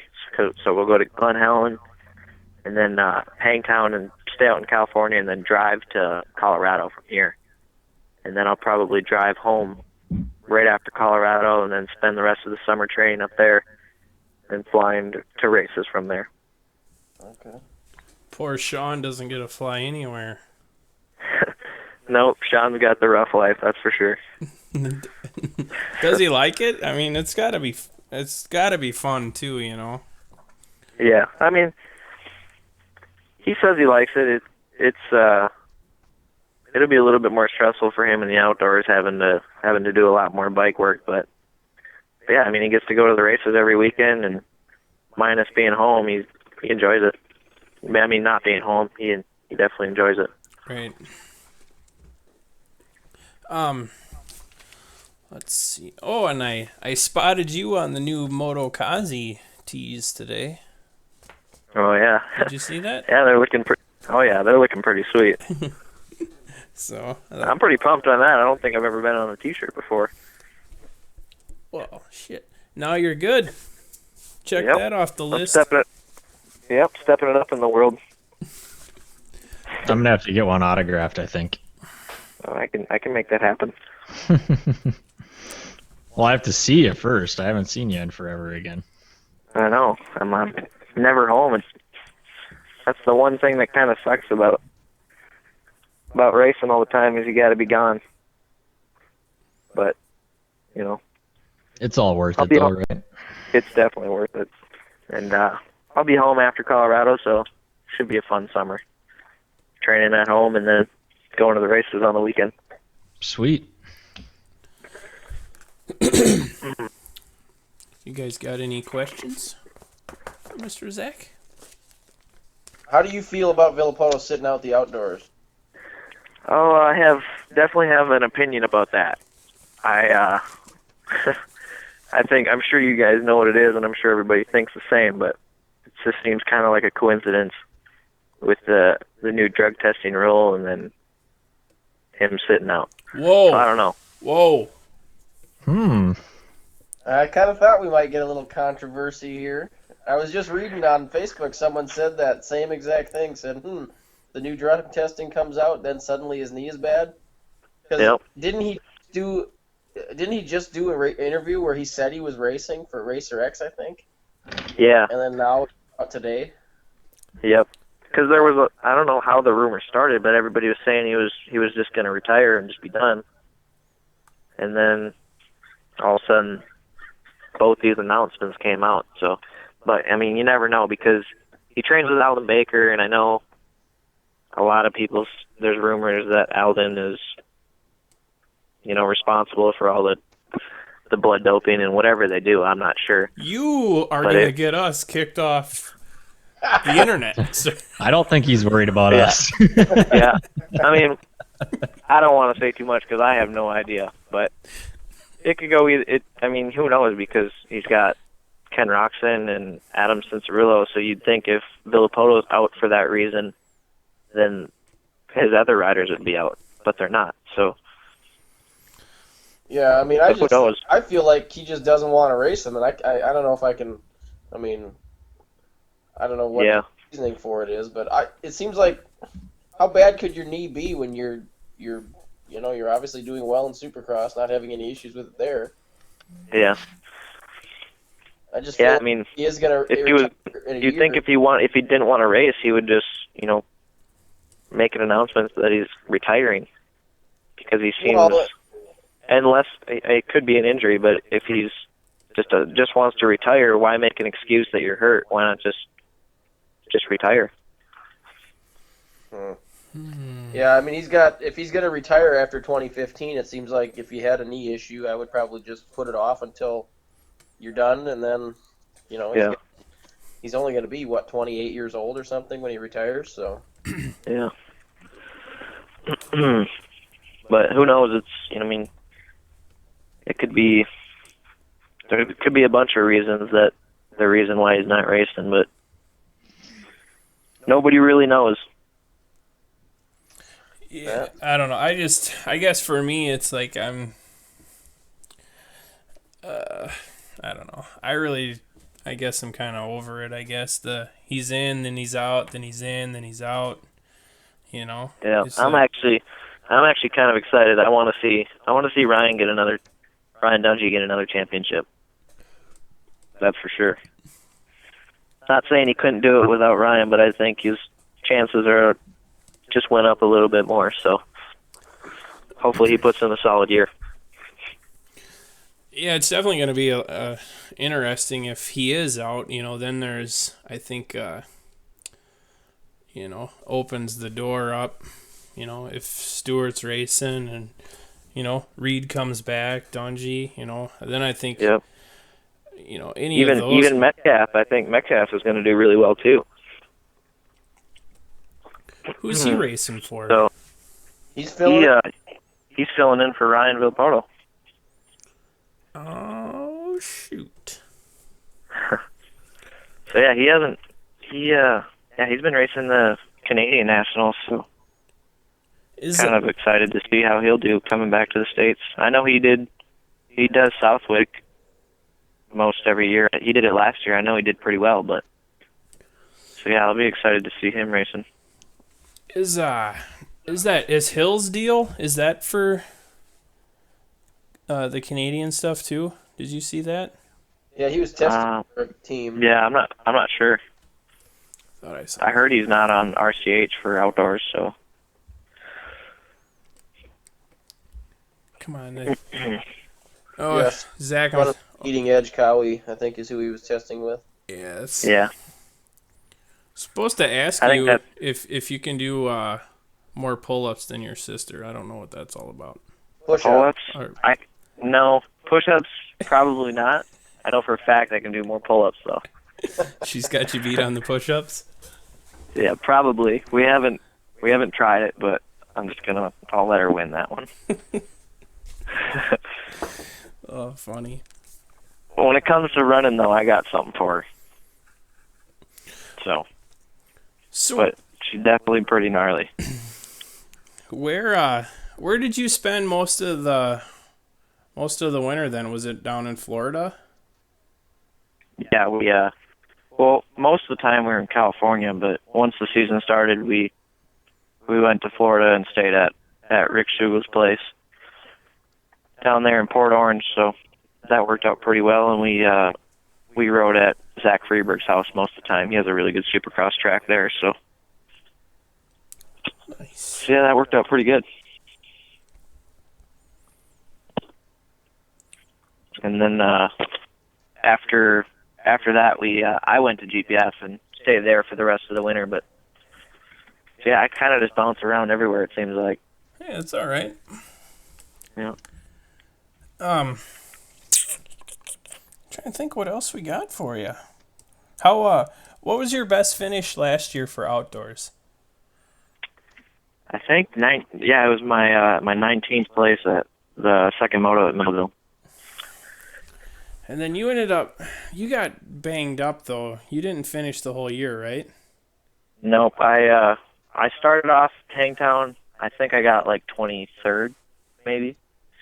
And then the next weekend after that, went to Colorado and first moto, first lap, frame case to jump. I ended up hitting somebody in the air. It was just everybody was all congested on this jump, and the guy in front of me went just kind of hesitated before the jump. So then I hit it full on and hit him in the air, and then I came up, landed weird on the jump, and compressed four vertebrae in my back, and then didn't even crash, just rolled over to the side and tipped over, and then so yeah, that put me out, and then got on the bike about 3 weeks before Millville, and then finished off the season after that.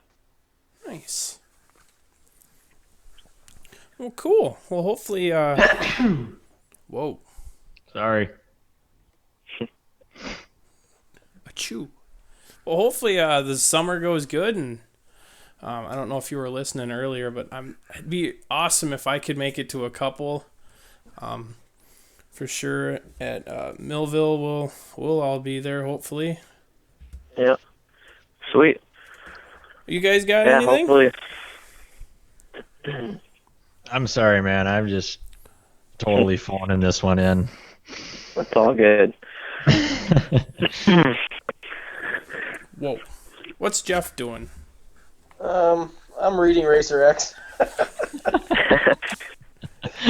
I'm sitting here scrolling around the MX Sports website. Guys are killing me.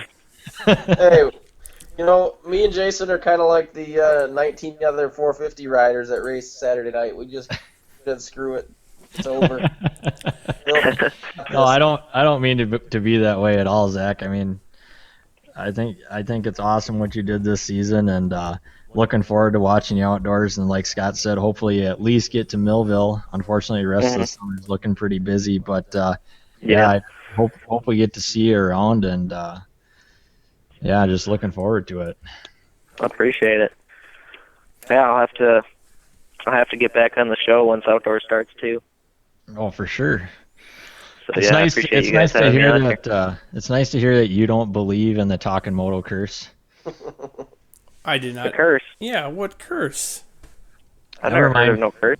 Never mind. Sorry, I brought it up. Was it right after we had you on? You failed to make the night show or something, and then who else was it? Was it? Who else May have been Jesse. Oh, and then Oh yeah, is Jesse. that when Jesse got hurt? There for a while, I thought Rick wasn't going to allow us to have you guys on anymore. Well, I'll just have to make sure that curse ain't right. There you go. That's what I like to hear. Mhm. Well, cool, man. Well, thanks for coming on, and yeah, we'll be rooting for you. Well, sweet. I appreciate it, guys. Yeah, I don't know if you want to, thank the people that are helping you out. Maybe they're listening. Hopefully they're listening. Yeah, obviously got to thank Rick Schugel. I mean, without him, I don't even know what I'd be doing before the season started. I was just stressed and trying to figure out how I was going to afford it and be able to do it. And he stepped up huge, and yeah, I definitely can't thank him enough. And Star Cycle, they helped out a ton. And all the sponsors, obviously, I mean, it's hard to name them all, but I mean, without them, definitely couldn't be able to do it. Obviously, my mom and dad for still supporting me, and yeah, everybody. And the Minnesota fans, got to thank them too. They're kind Definitely of keep me going. they're kind of rowdy, Rowdy. especially those south of the metro ones. Oh yeah. Oh, easy. Yeah, talking about you, son. But all right, Zach, thanks for coming on, and yeah, good luck. And yeah, are you gonna do anything on your break, or is it you just hammering? Right motos? now I'm picking up my suspension tomorrow. It's set up for outdoors, so gonna do a little bit of testing with Pro Circuit and get the motors rebuilt and everything dialed in, and yeah, just start doing some 30-minute motos. Nice. Well, cool, man. Well, Awesome. good luck. I got a quick question for Zach. Oh, All right. Maybe I mean it's kind of about pro stuff, but from more of an amateur side, as a guy that struggles with new tracks, and you show up at a track, you don't get a whole lot of time. I know on the pro level, you guys really don't get a whole lot of time with especially supercross tracks, but even outdoors. I mean, any advice for those of us that struggle with that? Is there any kind of a trick? I mean, obviously the That's a good question because some balls and go for it. But yeah, that's a really good question because I mean, even me, I struggle with it now. It's hard because especially Supercross, you get 8 minutes free practice, and you pretty much got to learn it in those 8 minutes because then once the time session goes, you don't know if the first time session is going to be faster or the second one. So yeah, I mean, I don't know how you guys do it. You kind of got to just be comfortable being uncomfortable. That's pretty much how to put it. But yeah, it's just something you got to practice. Every time you go to a track, first time out, try to make that. Do some lap times and try to just go your fastest your first time out. Yeah. That's kind of how I do it when I get to a new track. I try not to take too long to learn it and to go fast on it. Try to get going right away. Yeah, because it definitely seems like the more you let it eat away at you, the worse it gets, right? Exactly. I mean, if you look at a jump, and unless you do it right away, it's just gonna be in your mind the whole day, and it's gonna screw you up for everything else. It seems like. Yeah. That's just something I've always struggled with. I mean, it's still bothering me today, and we got to take it in on no Saturday. doubt, me too. So. Yeah, no doubt. I mean, I struggle with it too, but something. I slowly start to learn more and more, but yeah, that's all I can really say. You got to be comfortable being uncomfortable. is there is there like a big difference as far as like triples between different places? I mean, or do you mainly hit them all like the same? Or I mean, triples are probably one of the easiest for you guys, right? Or Yeah, usually the triple's always the same. A couple of the rounds this year, they make the lip so steep and tall that you kind of have to. It's a shorter triple, but you got to hit it faster because it shoots you up so high. Like in New York, that triple face was just gigantic. And yeah, I mean, you can always overshoot a triple, and it's not that bad, but you do not want to case one. So I usually hit it a little bit faster my first time. don't even touch the landing ramp. Burp. Nope. Cool, man. Usually, if you land at the bottom of a triple, you're good. As long as you got some stiff suspension, you're good to go. As long as your equipment can soak it up. Yep. I seen a blah blah blah. Can't talk. I seen a guy in Seattle, and he didn't even touch the landing ramp. He was probably 15 feet past the landing ramp. Oh wow. And I'm like, well, it was like they come out of a corner, and I think the fast line was to pretty much, it was a single table, single, or something like that. So they would get to where they were skipping off of them, and it was like, you could just hear them. It's like they're just wide open. They never lifted even when they're skipping off those tables. And I don't know if, I mean, it might have been a C practice, so I don't know if, you know, he was just struggling with the speed on it or what, but he was way high. So, but he landed it, and then he went into the corner and tipped over, and then that was it. Dang. Yeah, I don't know. Usually, I've never seen that. Maybe he may have been a beginner. It may have been his first one. Who knows? It was impressive. All right, Zach, we'll let you go, and good luck, and we'll. All right, I appreciate it, guys. We'll be rooting for you. Later, man. All right, see you guys. Thanks for having me on again. Yep. You bet. Take care, Zach. Let us know when you're in town. All right, sounds good. Later, guys.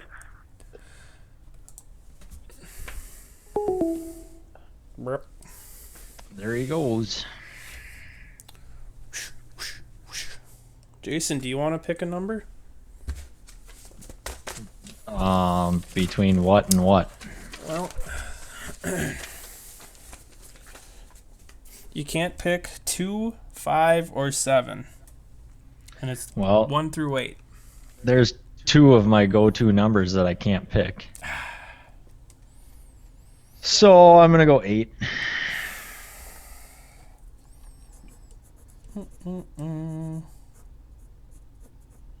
Nice. So what else happened on your little trip, Jason, other than the gate didn't drop? Me and Jeff kind of talked a little bit, but just get your side of things. Oh, I don't know. I mean, overall, I had a ton of fun this weekend. It's just my head that gets in the way that gets me worked up. But no, we had a ton of fun. Mike Little helped us out big time with everything. Honestly, I don't know how we would have gotten through the weekend without him. And Mike Little from KB5 Industries. Yeah, just had a blast. It was an interesting weekend as far as weather went, because we went from being cold on Saturday and freezing our butts off to actually the weather being very nice and actually breaking a sweat on Sunday. An interesting facility, that's for sure. You know, I don't want to rag on them. They did a very nice job with the race. Just seems like maybe some logistical things that you would expect to be a little bit different at an event like that. But overall, had a blast this weekend, and just really looking forward to putting in some good work now and hopefully making some big improvements. Nice. But overall, enjoyable? Oh yeah, overall had a ton of fun. I mean, couldn't ask for better. really. I mean, just my biggest thing is we didn't get there Friday, and that was partially my fault. And um, I guess I don't know. I can't expect to do well when we skip practice, and it's never going to happen again for me anyway. It's just a bummer the way all that worked out. But aside from all that, yeah, we had a ton of fun. I hope Jeff had fun. I know John had a good time, especially on the drive home because he made his way into a bottle of Captain. But no, good time all the way around. So Is that a new team definitely sponsor? an experience. No, it is not. Oh. The only bummer about the weekend is my face is sunburnt. Well, that's what you get for falling asleep in the sun. Oh man. Well, here now we can. I don't know if you guys saw this or not, but that it is official that RV is out. Did you see that?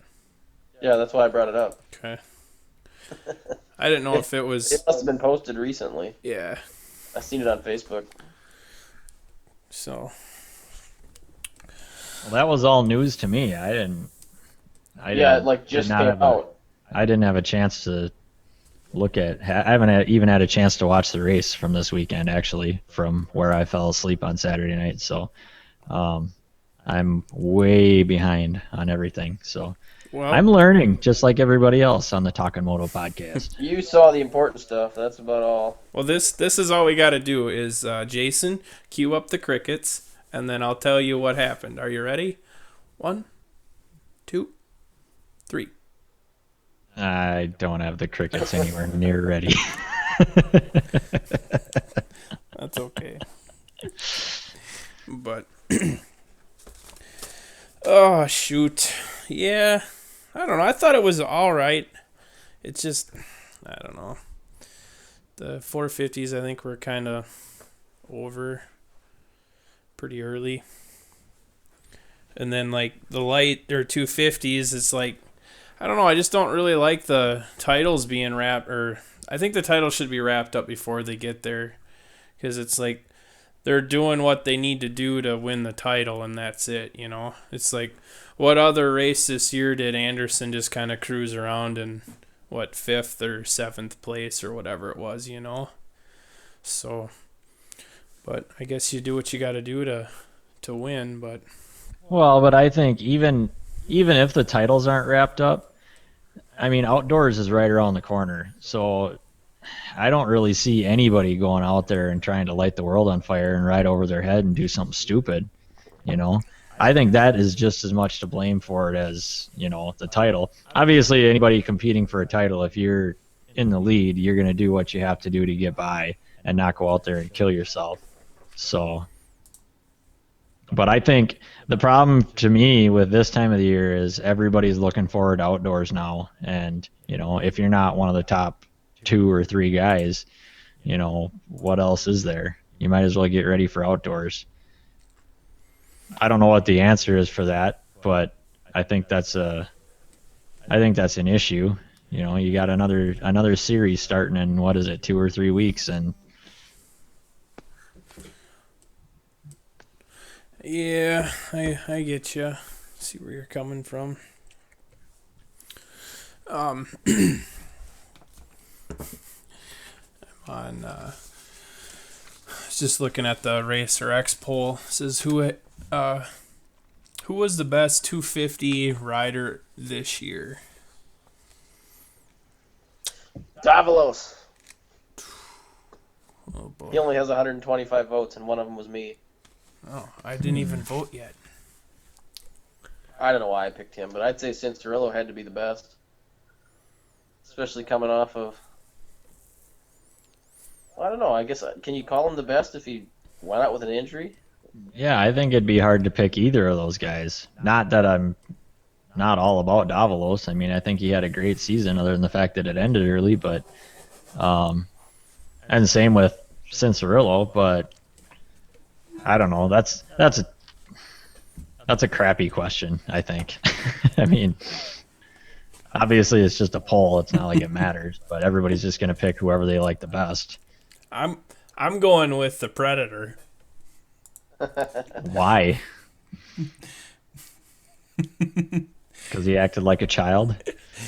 I figured he'd have less votes than that. He's got 30 votes. Let me see if I wrote this down. They had that stupid poll that they do, and it was, what was it, like, how does RV rank all time for Supercross or something like that? Oh yeah. And I gotta find it. But I don't know. 28% of the people that voted that he was the greatest all time for Supercross, you're idiots. There, I said it. Does that make me a bad person? It doesn't make you more of a bad person. I don't think he's the greatest. You know. Who? What are you talking about now? It was the poll on how. Oh, I know, but which you talking about the people that voted that he was the best? Yeah, the greatest of all time. That's the stupidest thing ever. That's what I said. And there was like 28 or 33% voted that he was the greatest of all time. That's a stupid question too, because how do you compare? People were saying, "Oh, McGrath didn't have any competition." Well, BS. There was a ton of good guys back then. He was just that much better than them, and he kicked their butts all the time. It's a stupid question. That's the thing. It can't ever be answered. So Whoa, all it does is get people fired up. like Jeff. I missed it. What was the stupid question? I want to get fired up about Is something. Villapoto like where does he rank in all-time Supercross? Is he the best ever, second, third, fourth? Oh, yeah, you're right. That is another stupid question. Comparing eras is impossible, and God, I thought I wrote it down. Yeah, it was. Yeah, is he greatest? Like top 3 or top 5 or something? Yeah, to me, there's no comparison there. I guess I don't know what the list is or who's supposed to be on it, but I mean, even in the last 5 years, the sport has changed so much. I don't think you can rank guys like that. Noted. Noted. well, I'm pumped that he's out for outdoors. To be honest with you guys, so I want to see Reed, Stewart, and Dungey battle, and I think Reed can battle with those guys outdoors. So it should be good. Those guys are a lot more evenly matched, I think, than any one of them against Villapoto. They're closer to each other than him. So Yeah, I think it'll be interesting to see what Stewart does. Now, I'm going to sound stupid because I did not see the race. I did not hear anything about the race. But what happened with Stewart? All I heard was from what some guy at the track told me. And I don't even remember what that was. Forks. Forks. Yeah, he apparently maybe his whole shot device failed him or something. Yeah, it was something mechanical with the fork. Whether it was that linkage thing or something. Yeah, he got a bad start, so he quit. Well, that's what we were talking about. I have no idea who this guy was or why he started talking to me about it, but that was the first thing that went through my head was, and I kind of wondered if that was going to happen anyway, if he got a bad start, if he'd just throw in the towel. So I guess it's not surprising that he did, but I don't know, because he went from. Oh, that was last week that Dungey passed him for second, because he ended up finishing fourth in the points. I would assume that the payout between third and fourth, or second to fourth, it's got to be a little, maybe not enough, I guess, but who knows? yeah, it's always hard to say, and I kind of hate to be that guy that, well, obviously he's not going to ride, and if he gets a bad start, he's going to pull off. But you always just have to kind of wonder that, especially with outdoors being right around the corner, and who knows what's really going on, if he's still hurt or not.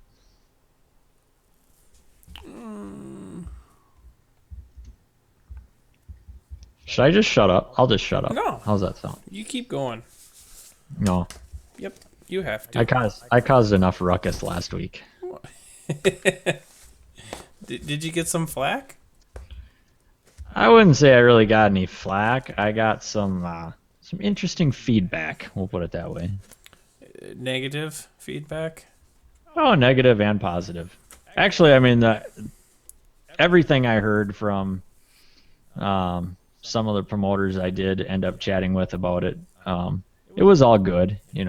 Just some difference in opinion. I actually was talking to someone about this briefly the other day, and I haven't heard anything other than what you're saying, but I think it's good. It's like maybe they might not want to hear that, but like to me, you gotta hear what people are thinking that are going to your events. So I don't see a problem with it. And I try to see both sides of it, because I've been on both sides of it. And I agree with what one person told me. I'm not going to name names, but they said, it's not a democracy. This is us, conducting business. If you don't like it, don't show up. And I thought, well, that's kind of a crappy attitude to have. Yeah. Why wouldn't you want some feedback from your riders? And I got some. I talked to a couple of promoters that felt that way, that were like, hey, thanks for the feedback. We're always trying to make it better, so. Nice. Well, that's got to be everyone's goal there, because there's such a limited pool that. Well, that's just it, and that's what I think. I think you'd be going for that. Why wouldn't you listen to the riders and try to do what, obviously you can't take every rider that comes in with a stupid idea and try to change it, That would be like that idiot that was riding his 125 around at Tigerton this weekend and caused a ruckus. But What's that now? Like that guy that got in trouble for unloading his two-stroke. Yeah. That's is that what he called it? The clean out? No, he was cleaning it out. Cleaning it out, yeah. Sorry. Yeah. Like it's the trunk of his car or something. I've never even heard of a track having a clean out area, and this guy is arguing about why they don't have a clean out area. He wasn't told at the riders meeting that he can't go out into a grass field and rip around on his bike. Yeah. So apparently that's not just common sense. But It to was- his credit, the other 8-year-olds were doing it. That's true. That's So. true. And this guy was our age. He's 30. Yeah, he's 30. I put a beat down on him though in that moto. So Yeah, you did. You shut him up. just cleaning her out. I made him aware that even if he cleans his bike out, it ain't enough. Did you give him the business? Yeah, I followed him for 2 laps and then I went around him like he was in reverse. That's probably a little bit of dramatization, but He probably would have beat you if he'd been able to clean his bike out. yeah.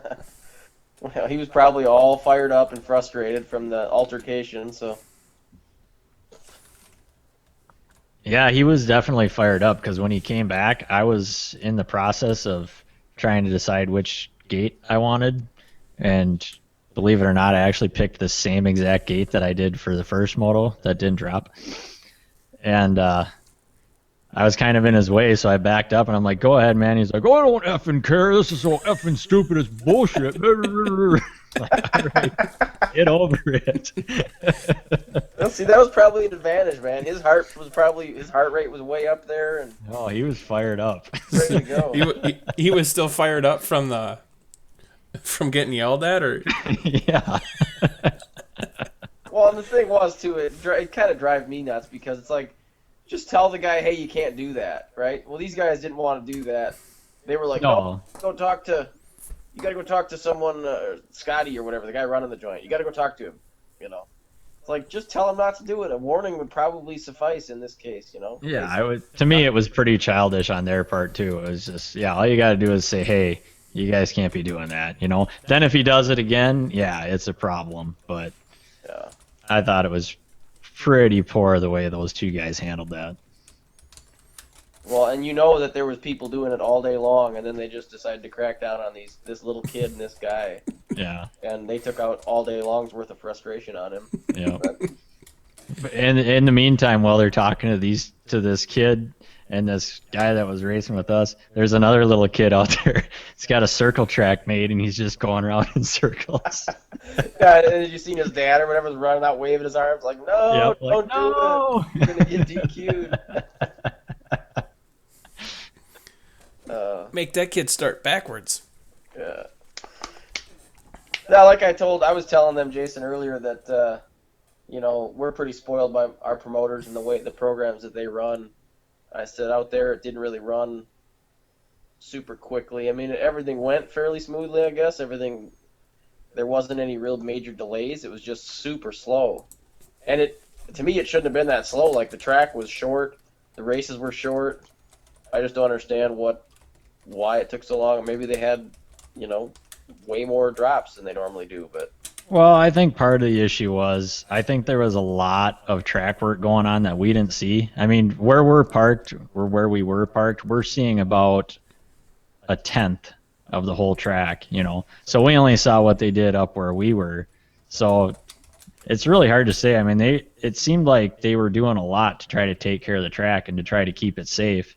But I don't know. It just makes me wonder if they had a turnout like I expected them to have, how bad would it have been? And to me, it wasn't even necessarily how long Sunday was. I expected that, honestly. I didn't expect to get home till 11 o'clock Sunday night at a race like that. But to me, it was more the standing in line for an hour on Saturday morning to sign up while practice is starting, It's stuff like that. It's, how do you only have 2 people that sign up for a race like that? And then how do you do your riders meeting with a guy standing on the finish line jump yelling? yeah. While people are signing up. And Well, the thing is, he has a PA system. Like, he used it later to announce the races, or the kids used it later to screw around announcing races, but he didn't use it for the riders meeting. And instead, we got to hear his hoarse voice the whole time, like, trying to scream so 200 people could hear him. I guess maybe we just went into it expecting more, expecting it to be a little more of an event than it really was. It'd be really interesting to go up to Little Falls this weekend and see how they're going to run it. Yeah. Just to see the difference,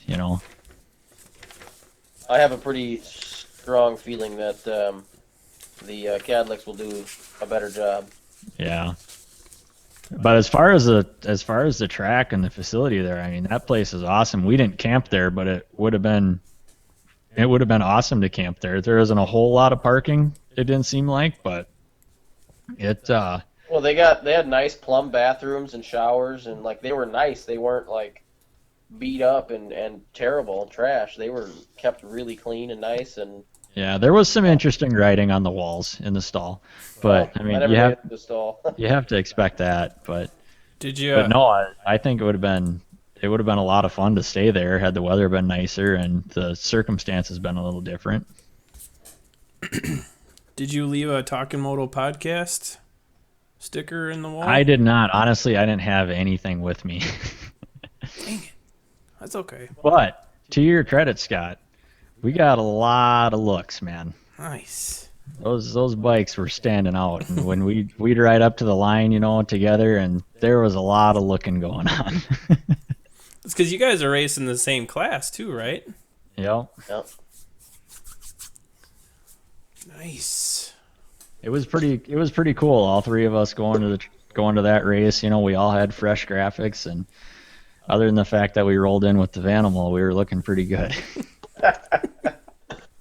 Well, we had Mike's rig, who looks pretty good, so That's true. we kind of looked like we were with him. So Yep, and we kind of hid the Vanimal behind the neighbor's fifth wheel. Oh, that's awesome. So what's going on for this weekend? Little Falls has the qualifier. Mm-hmm. And then that's all there is this weekend. Yeah, I think that's it. No conflicting events. Oh boy. Well, I think Nelson, I'm reading this wrong, which is Did you just say Nels? unless. Nels. No, you said Nels. You did Whatever. say- Whatever. I seen you say Nels. You can't see me. I have a transcription of this going on right now, and it says Nels. I hired a court stenographer. She's sitting right over here just typing away. Well, So, Nels, you seen it wrong. What were you gonna say? Well, well. Lee's got there's practice at Jordan, which is the 10th, which should be Saturday, if I'm reading right again. So that's from 11 to 3. Is there a race Saturday? But that's the only other thing that I saw for this weekend. I didn't even know about that. I am just out of the loop here. Yeah, and then there's Jordan's got races too. 4:30 to 4:30 practice, 5:30 race. On Saturday night? Yeah, Oh, right? I'm sorry. May 10th? Is that That Saturday? would be correct. So, I didn't know about that, but good to know. little bit going on. Jason, if you do go to Little Falls, it might not be a bad idea to race that Masters BC, that plus 25 BC. Did we learn a little bit about that? Well, I think it was their answer to the junior 25 plus being the only option for like a 26-year-old that's not very fast, Oh, which makes sense because that is kind of a MFer. So is that a new class this year? Did you find that out or what? yeah, Mike said it must have been new because he'd never heard of it, and I guess I just assumed it was because of that little, anomaly where you got Ricky Carmichael and Tim Ferry racing the junior 25 plus, Yeah. and guys like you and me have no chance. Well, doesn't it seem a little backwards to you? I mean, I guess if I was going to add a class there, I would probably rename that and make the Masters class the class that ex-pros are going to be racing in, and make the junior class the BC class. I would agree. Seems a little backwards. Yeah, maybe I'll go up there. I'll feel good about myself. I'm racing the Masters class. Yeah, they got a Masters 50 plus too or something. So Yeah. I don't know. I'm still trying to figure out what I want to do there. It sounds like John Foot Penis is probably going to be out. have you talked to him today? So, yeah, I was just texting him here a little bit ago. What did he do? Did you find anything out? I guess he went and had it looked at. They think it's sprained. Well, so what's the deal? You can ride on a sprained ankle? I know. You're preaching to the choir here. What a John Foot penis.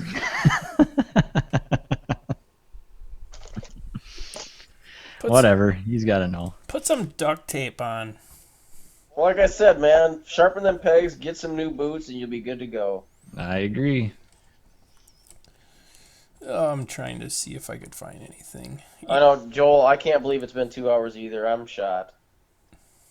I will tell you, you need to be very careful when you're searching for Loretta Lynn's and you hit amateur into Google. You need to be careful. Are there pictures of young Loretta Lynn? Maybe. I don't think they had they didn't have cameras back then.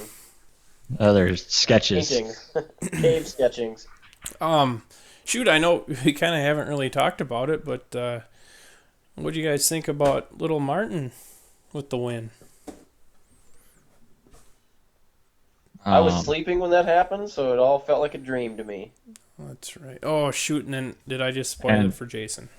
No, actually, I was awake and I saw that, but I couldn't pay a whole lot of attention to it because there was a massive foot blocking my view, and then somebody was sawing logs in our hotel room.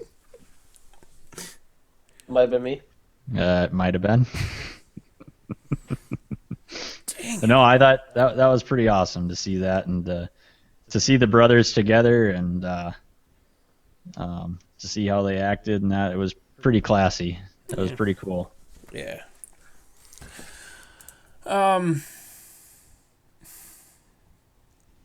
Joel's not a fan. Can't we go more than 2 hours?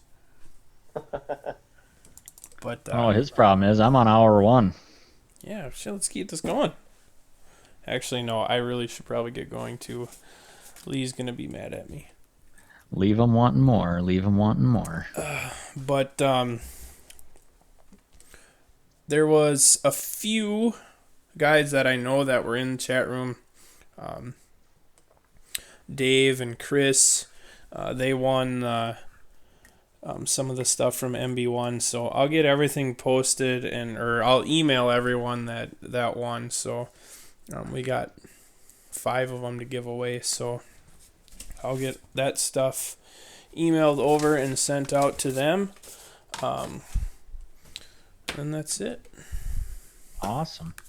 But Sorry to everybody for my tardiness and my lack of knowledge. I know you expect better from me. it's okay. Shoot, we need to. We can talk about all this stuff later too. But that's it. That's all I got. I don't know if you guys got anything else. I don't know. Cue the crickets. I think that's gonna do it for me. Yeah, I'm out. I got work to do. But thanks to everyone helping us out. Plainview Power Sports, Northland MX, Clayton. I think I heard on Facebook that I think they're closing shop on Friday, and he'll be up at Little Falls all weekend. So getting some trackside support up there from Pro Action by FTM. Mike at MB1 Suspension for giving us the giveaways. Moto Kazi, Nick at Black Diamond, Hardline MX, District 23, The Bicycle Works, Chad and Andy at the Open Mic Podcast, The Damn Bait Shop, and SKD. We need to talk to the bait shop, and if you guys go down there, like, have them throw free minnows at you or something. Get you some Minnows? Yeah. Minnows. Okay. I'm going to take up fishing at some point this year, so I could probably use some minnows. I think minnows are too expensive to be throwing at people. I mean, you got to go with the night crawlers if you can do that. So, but that's it. Should have this show up on iTunes, SoundCloud, Stitcher. Did you guys get my message that our podcast is currently ranked 6,749 on Stitcher? Yeah. Hey, at least we're not 6,750. That's right. It doesn't tell me that, but we'll just assume that we're not last. Woohoo! But all right, guys, that's all I got. That's a wrap on Supercross. Yep. Next year. All right. And hopefully I just shot the horse. Uh-oh. Hang on.